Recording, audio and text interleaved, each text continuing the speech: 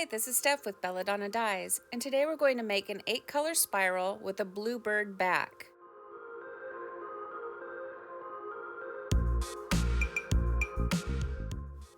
Decide where you want the center of your spiral to be, give it a little pinch, and for this one I'm just going to use a hemostat, and then you just spiral it up. Now, you want to try to have your pleats not overlap each other, so you're going to see me spend quite a bit of time. Right out of the gate, they want to overlap each other, and I don't like that. So I'm really being a fuss budget about it, but in the end, the outcome is so worth the extra time it takes to spiral these up. And I've become lazy because I've been using the microwave lid. So I'm trying to get back to my roots here.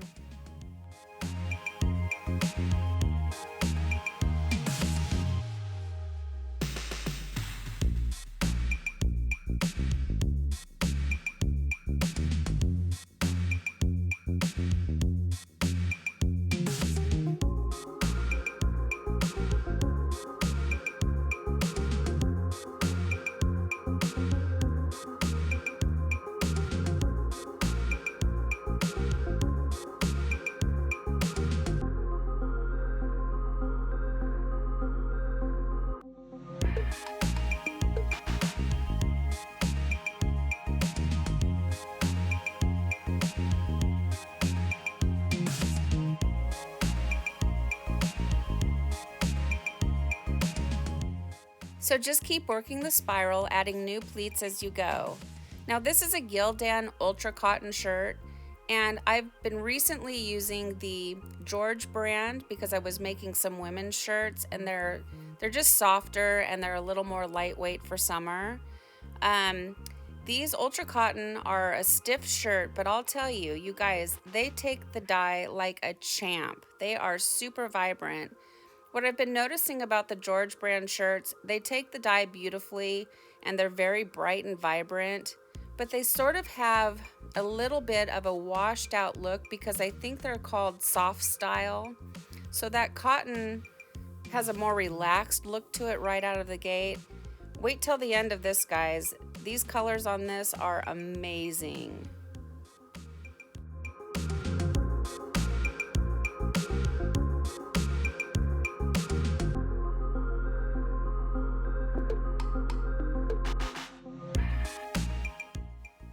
Now that it's all spiraled up, secure it with some rubber bands.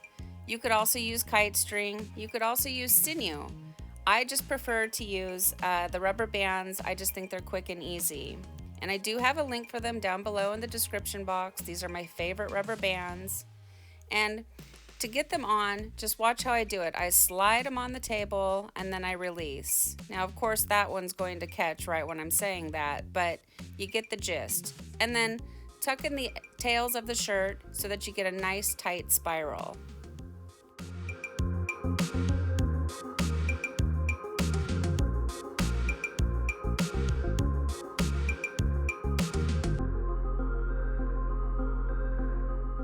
I've noticed something that I do. So when I'm done spiraling it up and I flip it over, I pat the project. And I think I learned that from watching Mr. Tie-Dye because he pats his work when he's talking. I think it's just a learned behavior. Are any of you guys tapping your projects when they're done? I'm curious. So I like the tag to be up at the top when I'm adding my dye, so that's what I'm gesturing to. The tag is up at the top. And then I use a washable marker to mark out my pattern.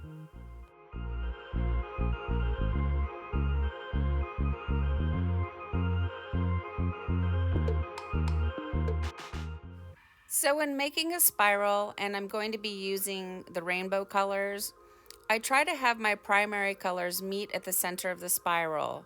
So I'm marking out the red, the blue, and the yellow because I want those to meet in the center and they can make the secondary colors. You want to try to avoid pushing your orange and your green and your purple down in there. You have a better chance of getting brown if all of those colors are down in there. And then when I'm adding my dye, if I'm thinking clearly, I always try to use the primary colors first, and specifically yellow. You've heard me say it before that the yellow gets swallowed up. So I start with my yellow, and then I do my red or my blue, and then so on.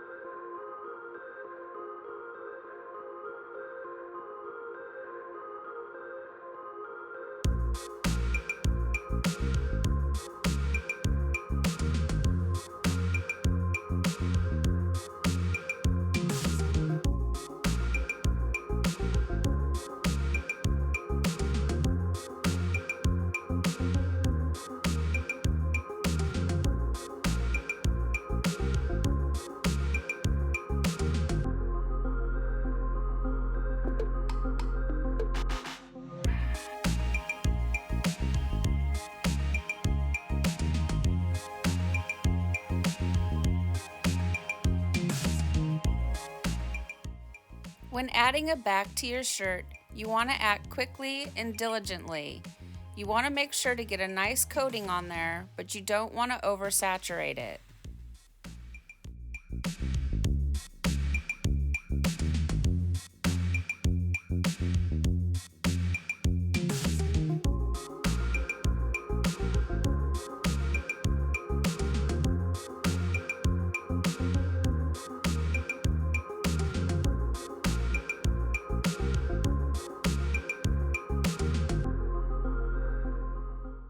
Once you have your back on it, you want to flip it back over so that your colors are on top, and you want to batch it for at least 24 hours. Now you could batch up to 48 hours, but after 48 hours, nothing is happening. It's been about 3 days and this shirt is quite dry. It's been inside of a tote with a lid on it, and I just couldn't get to it because I was busy with other projects, and that's okay.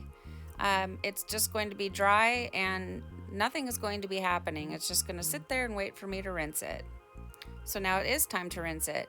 And you want to start by using cold water, and that's going to rinse away any soda ash that might still be reacting within the shirt, except for this one is dry, and like I said, nothing is happening. And then gradually increase your water up to hot and rinse until the water runs pretty much clear. From here, I take it to the washing machine and I do a plain hot water cycle, so no detergent. And then I do a second hot water cycle using Synthropol. And then I do a third hot water cycle using Milsoft to bring softness back into the fabric. And the reason I use Milsoft was for these particular shirts in general, because they're stiff. They're just not a nice soft t-shirt. But I'm telling you, look at the colors on this, and it's not even done being washed and dried. It's so vibrant.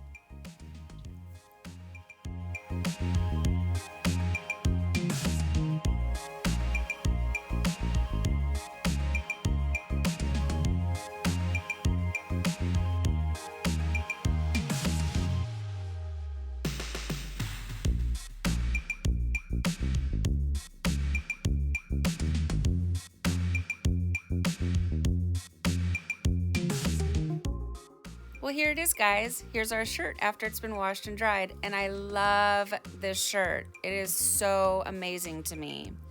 So first thing I just want to point out that the fuchsia red and the orange are thickened dyes, and you can really tell the difference because they have a hard line. They're not as blended like the other colors are. I hate wasting dye and I don't want to pour it away. I have no use for the thickened dye right now, but I just don't want to waste dye. So I love this shirt. I love the way that the Bluebird has met with the green and the yellow and made this gorgeous emerald green color. It's so beautiful. So we don't always have to do a black back. Look, this is totally bright blue, and it really makes a beautiful effect. This shirt is absolutely stunning.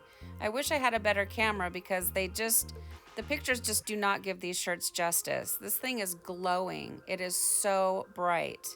So what do you guys think of this shirt? Please leave me some comments down below. Thank you so much for watching. Please click subscribe, leave a thumbs up, and click the bell and set it to all for future uploads. And remember, have fun tie-dyeing.